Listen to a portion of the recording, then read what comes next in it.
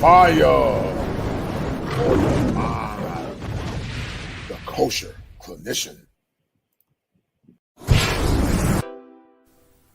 Are modern men tired of the current trends in dating and relationships? It appears that modern men are beginning to explore their options outside of the confines of America. Zennial and millennial men appear to be frustrated because the women that they are looking for appear to not have their best interests.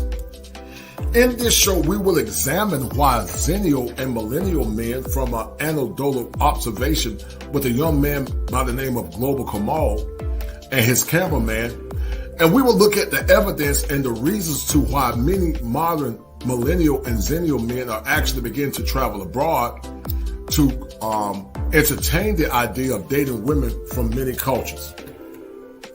There was a time it was believed that modern women or women of the past were more suitable for dating and relationships. But in this current world, it appears that the women lack the skills or the wherewithal or the cooperation to get the man that they really want. Are modern men beginning to travel abroad to explore countries like Brazil, Africa, Europe, European countries? Are modern men begin to see that they really are the prize? Sit back, relax, and enjoy this show as we talk about the disparities that occur as many modern men are beginning to look for women that can meet their needs and to meet their expectations. Can a man find love abroad? Can a man find a cheerleader in the form of a foreign woman? Can a man get cooperation from women that were trained to be traditional? You decide. Be well.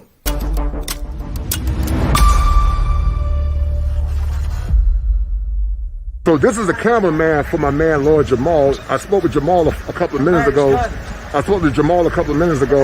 About world travel. So Jamal, tell the audience who you are and why you have decided to travel abroad as an expat leaving the confines of America. Tell the audience, please. Hey man, my name is Ree. I'm over here with Virgin. I'm the cameraman for Bro Jamal. I'm out here traveling because that's what we like to do. We always dreamed about traveling, going to different places. Man, the world is bigger than your city. It's bigger than the state. It's bigger than the country. There's so many other continents you got to go to and see. And I don't want to live life regretting, I wish I would have went over here. I wish I would have went over there. I want to see it all just to know what it is and what it ain't. So luckily, God put opportunity in our hands to work and make things happen. And now we out here trying to grind.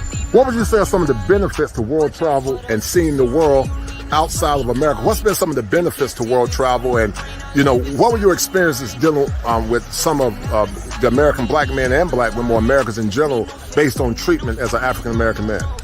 Propaganda that the states that we hear, we just make it feel like United States is the best country ever, and us being a national day, we want to be like, oh, the home is the best home, but being over here, being in every other country is it ain't that bad. You know what I'm saying? You make it seem like it's a third world country. They make it seem like you're living in huts if you're not in the States and whatnot. That's never been the case. As far as as a black man, people don't see any difference or anything like that. I'm just another person here. There's actually more people of color in these other countries and these other states than how you think it is in America. So you're not no loner. You're not anywhere else. You're not going to be treated even worse than America.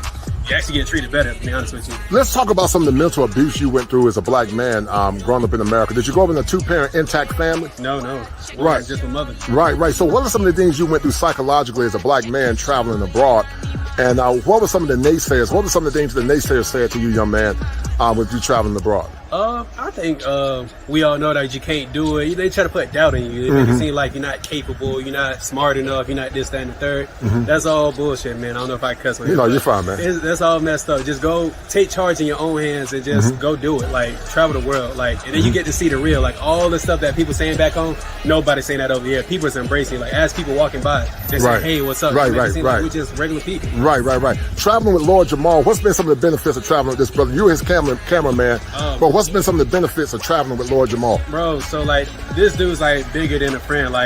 This was my client at one point, but he's taking care of me so much, not just financially and everything, but anything that I needed as far as traveling and stuff like that. He makes sure he takes care of me and everything. Anything I want to go, this is for him. Wherever you want to do, he want to go do it. But if there's a place I want to go, he'll stop everything and make sure we go there. So, Lord Jamal, I want you to get in the camera with him. I want to ask you both a question. Both of you guys are from single parent homes.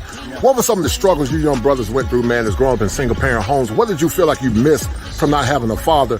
And now that you guys are stepping out on your manhood, what are some of the benefits of stepping outside your manhood, defying the odds, and living on your own terms? Because I'm impressed with this young man. This young man has a trucking company. He has 3 trucks. The brother's doing well, but he's saying that even with 3 trucks, most of the women in Miami see him as a meal ticket. I want you guys to elaborate on the impact of not having fathers, but also I want you guys to elaborate on why you feel that most women in America see you as a meal ticket instead of seeing you as a grown man or human being. It's a loaded question. I think that's just how the country set the climate is. Everybody trying to get money. Everybody needs money. So they feel like if you around money, I'm going to do whatever to get the bag or whatever, you know what I mean? So it's just like, it's kill or be killed out here. We got to make sure we protect ourselves and everything. We haven't taught that because, like you said, our father wasn't around to tell us that. So we all figuring it out as we go. And once we find like-minded people, it's like a tribe. We make sure nobody try to take and steal from us. Right. And like with these women and whatnot, not say women, take men are like this too. You just trying to do what's best for you. Or if I got to stick around here to make the most money, I'm gonna go do that. But, you know what I'm saying? Just leech and stuff like that. I don't necessarily blame that. I just blame the culture that we in. Because if you go somewhere else, it's not like that. Right. Lord Jamal, talk about the impact that you went through as a young man with not having your father around, and how you've been able to circumnavigate not having a dad, but also the struggles of being a business owner. This brother got 3 trucks, but still struggling to find quality women that will honor him and respect him as a man. So what was it like not having your father around? And tell the audience about some of the stories that you've experienced with modern American women with treating you as a man, real quick. Well, me growing up without a father is real hard. Just single family home, no electricity.